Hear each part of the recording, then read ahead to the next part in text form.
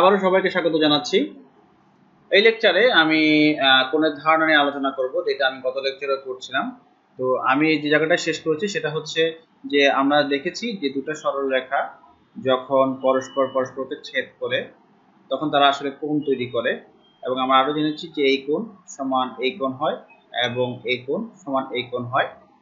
তো এবার এই লেকচারে আমরা কোণের বিভিন্ন রকম ভেদ নিয়ে আলোচনা করব। সেই রকম ভেদটা কিরকম আমরা একটু দেখতে পাচ্ছি যে এই কোণটা আসলে একটু ছোট, এই দুইটা কোণ ছোট, আবার এই দুইটা কোণ বড়, এই দুইটা কোণ বড়। তো এই বড় কোণ ছোট কোণ তারপরে হচ্ছে এবং এদের বিভিন্ন রকম ভেদ নিয়ে আমরা সামনের আলোচনায় অগ্রসর হব। তো আমার প্রথম যে আলোচনাটা থাকবে সেটা হচ্ছে যে আমরা এখানে খেয়াল করে দেখেছি যে এই কোণ এই সরলরেখাটা একটু বাঁকাভাবে পরস্পরকে ছেদ করেছে। এখন যদি সরলরেখা দুইটা আমার এই যে উপরের যে সরলরেখাটা আছে এটা একটু বাঁকাভাবে মানে একটু তির্যকভাবে প্রথম সরলরেখাটাকে ছেদ না করে যদি একটু সোজাসুজি ছেদ করতো, অর্থাৎ কিরকম একটা প্লাস চিহ্ন যদি তৈরি করতো, আমি যদি আঁকি তাহলে কেমন দাঁড়ায় ব্যাপারটা হচ্ছে যে এইভাবে একটা সরলরেখা, আবার উপর থেকে একদম নিচ বরাবর একটা সরলরেখা এরকম যদি সোজাসুজি ছেদ করে, অর্থাৎ যদি এরকম এখানে একটা প্লাস চিহ্ন তৈরি করে, এরকম একটা প্লাস, অর্থাৎ এরকম একটা প্লাস চিহ্ন যদি তার ছেদবিন্দু যদি একটা প্লাস চিহ্ন তৈরি করে তাহলে সেই কোণটাকে আসলে বলে সমকোণ। সমকোণ বলে এটা আসলে একটা বর্গের একটা কোণা যে কোণটা তৈরি করে সেটাই আসলে সমকোণ। তো সমকোণকে আমরা আগে এখানে আমরা একটু বাঁকাভাবে কোণটাকে প্রকাশ করেছি, কিন্তু সমকোণটা সবসময় এরকম একটা বর্গ একে প্রকাশ করা হয়। তো এটা হচ্ছে সমকোণ।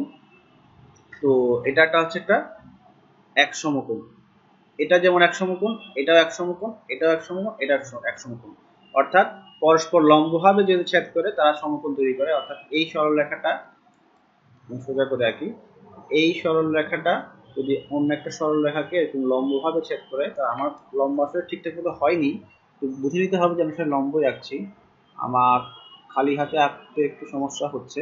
তো এই লম্বটা এইভাবে একটা সরলরেখা যদি একটা সরলরেখাকে লম্বভাবে ছেদ করে তারা আসলে এক সমকোণে পরস্পরকে ছেদ করে, এবং এইখানে চারটা কোণই পরস্পর সমান। আগে আমরা বলেছিলাম যে এই কোণ সমান এই কোণ এবং এই কোণ সমান এই কোণ, কিন্তু এখন এখানে এই কোণ যেমন সমান এই কোণের, তেমনি এই কোণও এই কোণের সমান, অর্থাৎ চারটা কোণই পরস্পর সমান, এবং এই চারটা কোণই আসলে প্রতিটা এক সমকোণ করে। তো এটা গেল সমকোণের ধারণা। এরপরে আমি আসলে সূক্ষ্মকোণের ধারণায় আগাবো। সূক্ষ্মকোণটা কি? সূক্ষ্মকোণটা হচ্ছে এরকম। তাহলে এটা হচ্ছে আমার সমকোণ, ঠিক আছে। এখন এই সমকোণটা আমি একটু আলাদাভাবে আঁকি, আমি আলাদাভাবে এভাবে আঁকলাম, এটা হচ্ছে আমার সমকোণ, ভালো কথা। এবার আমি এভাবে আঁকি, আরেকটা কোণ সমকোণের থেকে ছোট করে আঁকি, কিরকম? এই যে এই কোণটা যদি আমি এই যে সমকোণটা ছিল সমকোণটা থেকে ছোট করে আঁকি তাহলে এটাকে বলে সূক্ষ্মকোণ। আবার এটা হচ্ছে সূক্ষ্মকোণ।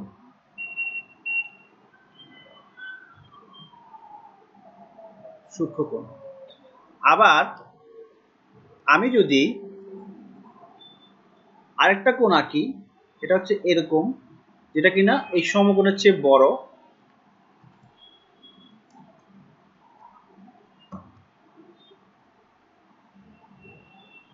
এই যে সমকোণটা আছে এটা চেয়ে বড় করে, তাহলে সেটাকে বলে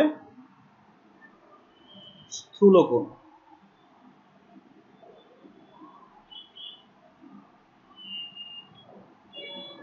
সূক্ষ্মকোণ হচ্ছে সমকোণ থেকে সমকোণের ছোট, আর স্থূলকোণ হচ্ছে সমকোণের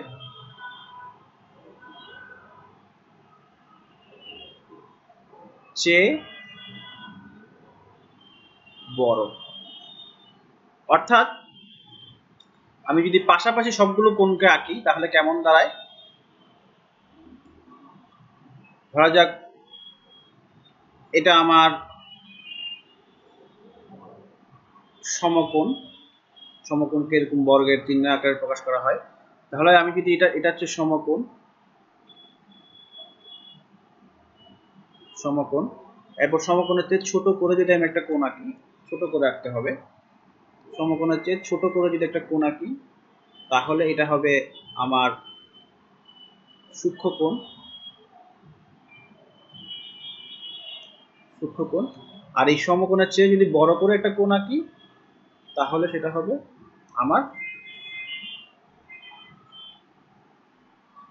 হবে আমার আলফা, আলফা দ্বারা প্রকাশ করি। এটা হচ্ছে আমার এই চিহ্নটা হচ্ছে আলফা, এটা গ্রিক অক্ষর, আর এটা হচ্ছে থিটা, এটা একটা গ্রিক অক্ষর। আমি এখানে আলফা না দিয়ে এখানে আমি এও দিতে পারতাম, এখানে আমি থিটা না দিয়ে এখানে বিও দিতে পারতাম, এটা কিন্তু কিছু আসে যায় না, এখানে এটা থেকে ভয় পাওয়ার কোনো কারণ নেই। এটা হচ্ছে আমার যেহেতু সমকোণের চেয়ে বড়, সেটা হচ্ছে আমার স্থূলকোণ। তো এই লেকচারে আমরা সমকোণ শিখলাম, সূক্ষ্মকোণ শিখলাম এবং স্থূলকোণ শিখলাম।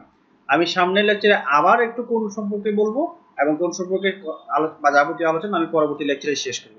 তো আজকের লেকচার এই পর্যন্তই।